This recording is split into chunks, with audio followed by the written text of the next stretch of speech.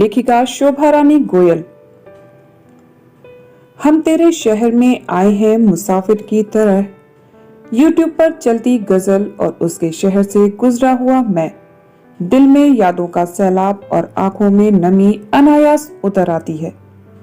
ऐसा नहीं था कि उसके शहर से मेरा कोई राब्ता था या कोई जान पहचान थी।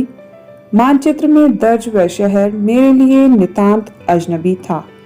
यह इत्तेफाक ही था कि उससे मुलाकात उसके शहर में उसके घर पर हुई। बात 90 के दशक की है।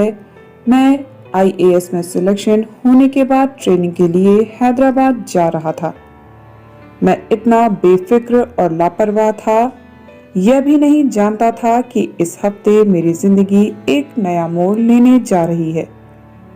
नई दुनिया के सतरंगी सपनों की नींद तब टूटी जब ट्रेन ने तेजी से हिचकोले खाकर अपनी रफ्तार रोक दी। गहन बीहड़ जंगल जहां इंसान दूर दूर तक नहीं थे, में ट्रेन का रुक जाना दहशत पैदा कर रहा था। भय के इस माहौल में पता चला कि ट्रेन के कुछ पहिए पटरी से उतर गए। कब तक ट्रेन दुरुस्त होगी इसकी जानकारी किसी के पास नहीं थी। 1 या 2 दिन लग सकते हैं। वक्त काटने के लिए मैं यूं ही चलता हुआ दूर निकल आया। घाटियों से आच्छादित यह गांव अपने रंग में रंगा हुआ था। शहर की आबोहवा से दूर एक घाटी में ढोल नगाड़े बज रहे थे। मैं कौतूहलवश देखने लगा, तभी पीछे से पीठ पर थपथपाहट हुई। मुड़कर देखा तो देखता ही रह गया। गुलाबी लहंगा, चूनर ओढ़े, गुलाबी आंखों में गुलाबी चमक लिए और गौरवर्ण हथेलियों में गुलाबी चूड़ियां खनक रही थी। सादगी में सौंदर्य निखर रहा था। कौन हो बाबू, क्या चाहिए? ऐसे एकटक क्या देख रहे हो? मखमली आवाज में ढेरों सवाल पूछ रही थी और मैं बेसुध खड़ा सुन रहा था।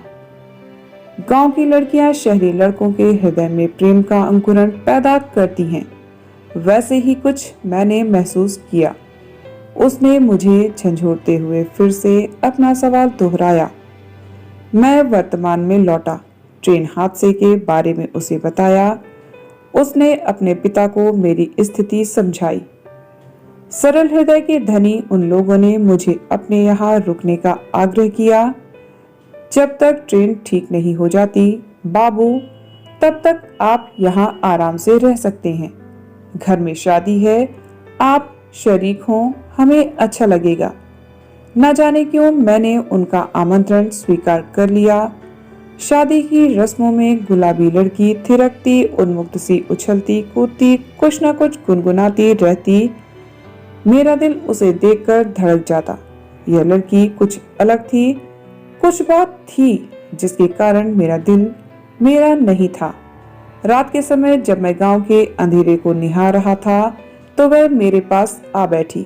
हम दोनों देर तक बातें करते रहे। मैं अपने कॉलेज के किस्से सुनाता रहा, आगे की ट्रेनिंग के बारे में बताया और वह अपनी जिंदगी के अनछुए पहलुओं से अवगत करा रही थी।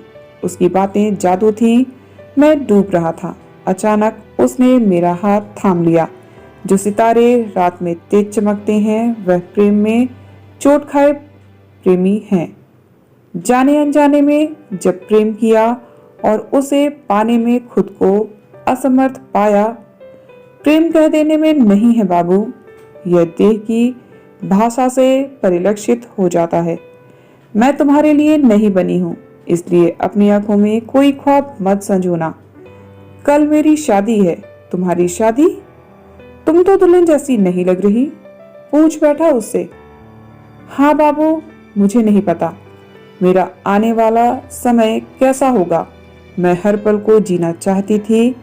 तुम्हारे मन को पढ़ा तो बता देना जरूरी समझा। मैं आसमां से सीधे जमीन पर आ गिरा। अभी तो प्रेम कहानी शुरू भी नहीं हुई थी कि खत्म होने की बात आ गई। एक सवाल पूछने की हिमाकत कर सकता हूँ? क्या तुम भी मुझसे? मेरी बात बीच में काटती हुई बोली, उन प्रश्नों का कोई अर्थ नहीं होता जिनका जवाब देने में एक उम्मीद जग जाए। मैं कोई उम्मीद नहीं हूँ, दरख्त हूँ, तुम्हारे लिए हरी नहीं हो सकती। उसकी आंखें छलछला गईं। हारा हुआ दिल लेकर मैं 2 कदम पीछे हटकर मुड़ा ही था कि उसकी आवाज गूंजी, बाबू मेरी शादी का उपहार नहीं दोगे? क्या चाहिए इस अजनबी से, बोलो। मुझे एक बार गले लगा लो बाबू, मैं इन पलों के प्रेम मोह को अपने साथ रखना चाहती हूँ।